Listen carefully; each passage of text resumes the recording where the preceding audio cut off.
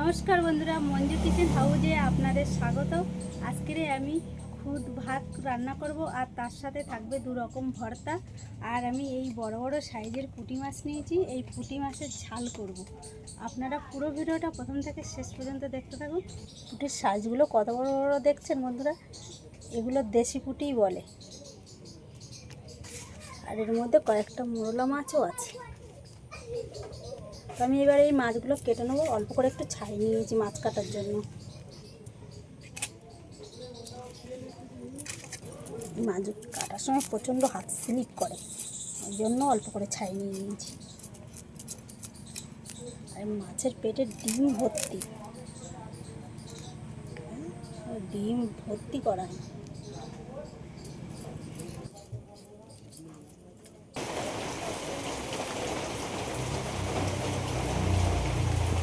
আমি এখানে 700 গ্রাম খুদ চাল নিয়েছি। এই চালটা ভালো করে ধুয়ে পরিষ্কার করে নেব।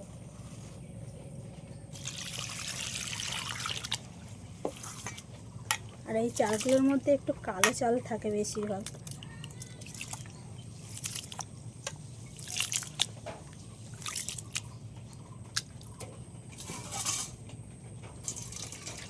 এই চালের মধ্যে একটু ঝিল কাকড় থাকে, তা একটু ওচল দিয়ে নেবো এইভাবে।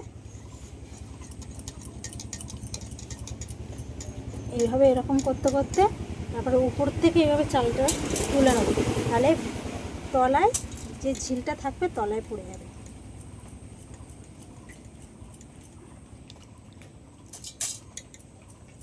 এভাবে করতে একটু টাইম লাগে, তাহলে এই ভাতটা খেতে কিন্তু খুব সুন্দর লাগে।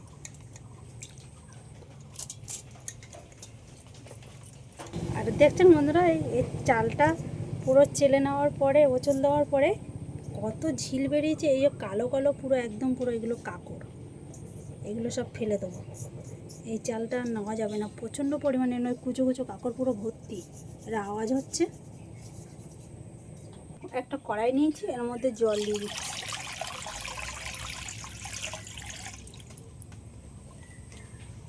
এবারে খুদ চালগুলো দিয়ে দেবো।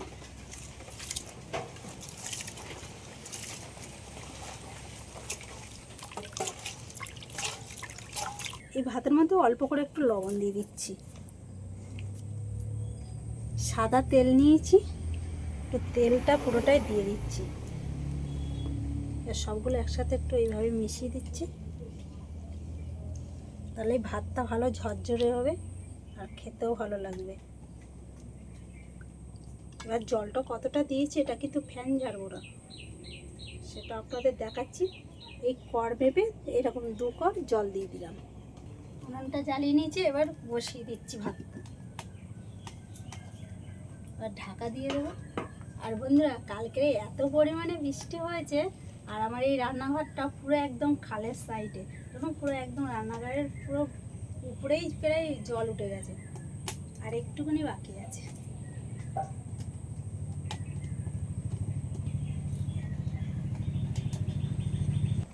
ভাতটা প্রায় ফুটে উঠেছে। এই ঝিঙে এরকম কেটে পরিষ্কার করে ধুয়ে দিয়েছি। এবার এই ঝিঙেটা ভাতের মধ্যে দিয়ে দিচ্ছি। আর একটা ভেন্ডিও নিয়েছি, এটাও দিয়ে দেবো।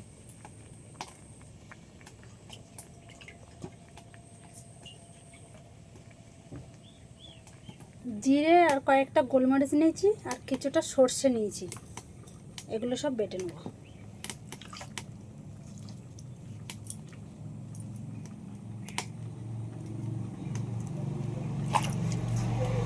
কাঁচা পাকা লঙ্কা,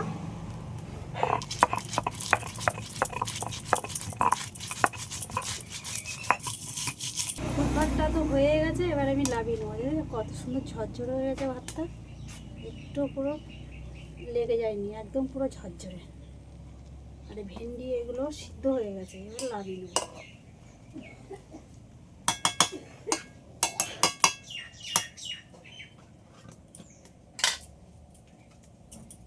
যেটুকু বাকি আছে সিদ্ধ হতে, নামিয়ে এইভাবে রেখে দেবো, দিলে পুরোটাই সিদ্ধ হয়ে যাবে। এবার পুঁটি মাছগুলো সব কড়াইয়ের মধ্যে নিয়ে নিচ্ছি।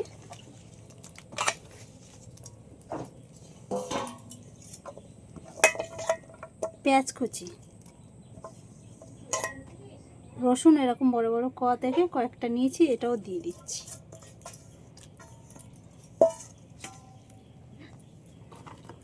আলু এরকম ছোট ছোট করে কেটে নিয়েছি, এটাও দিয়ে দেবো।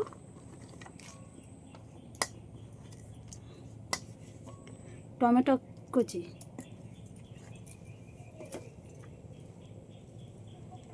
বাটা মশলাটা দিয়ে দিচ্ছি।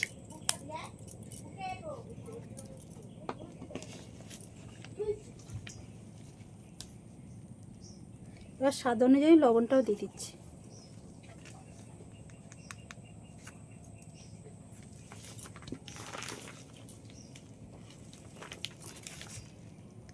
হলুদের গুঁড়ো,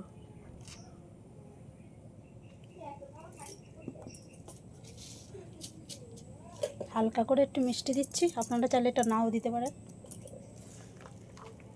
সর্ষের তেল,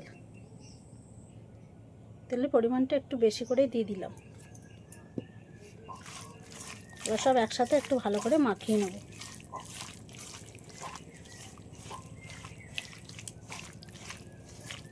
এই মশলার বাটি দেওয়ার জলটা একটু অল্প করে এইভাবে চারিধারে দিয়ে দিচ্ছি।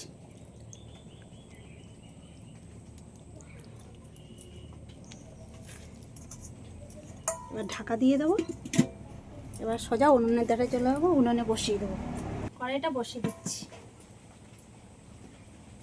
দিয়ে এই ঝিঙে সিদ্ধ আর এই ভেন্ডি সিদ্ধটা এবার আমি বের করে দিচ্ছি। ভালোভাবে সব সিদ্ধ হয়ে গেছে।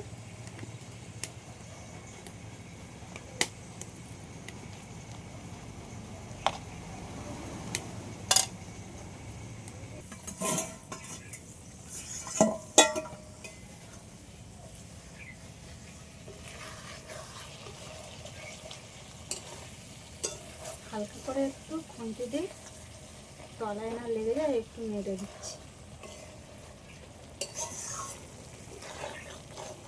আর বন্ধুরা, এই মাছের ঝালটা করার সময় একটু হালকা করে জালটা দিতে হবে, বেশি জোরে জাল দিলে হবে না, আলুটাও সিদ্ধ হবে না, তাহলে ভালো হবে। আর মাছটা পুরো ভেঙে যাবে, বেশি খুন্তি দিয়ে ঘাটলে হবে না। তো আমার এই মাছের ঝাল হয়ে গেছে, এবার আমি লাগিয়ে নিচ্ছি।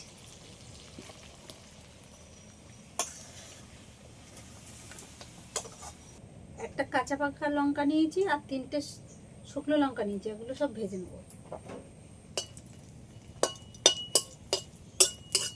পেঁয়াজগুলো এই তেলের মধ্যেই ভেজে নেব।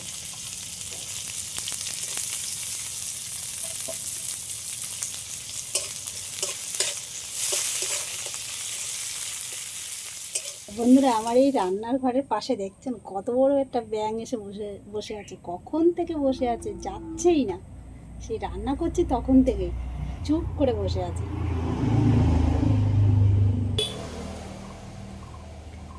এই কাঁচা পাকা লঙ্কাটা আর এর মধ্যে অল্প করে লবণ দিয়ে দিচ্ছি, আর হালকা করে পেঁয়াজ কিছুটা ভেজে তুলে নিয়েছিলাম।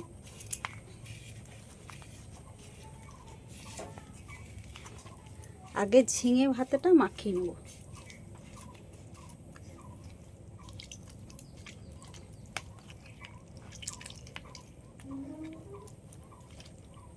এবার ভেন্ডি ভর্তাটাও মাখিয়ে নেব।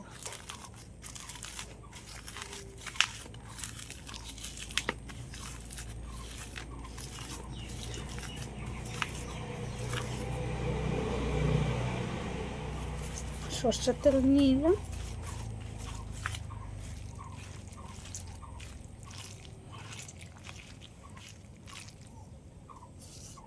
পেঁয়াজ বেরেস্তা,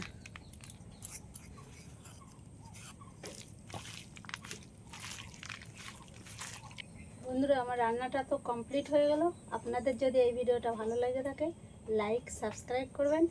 আর এরকম নতুন নতুন ভিডিও নিয়ে দেখা হবে পরবর্তী ভিডিওতে।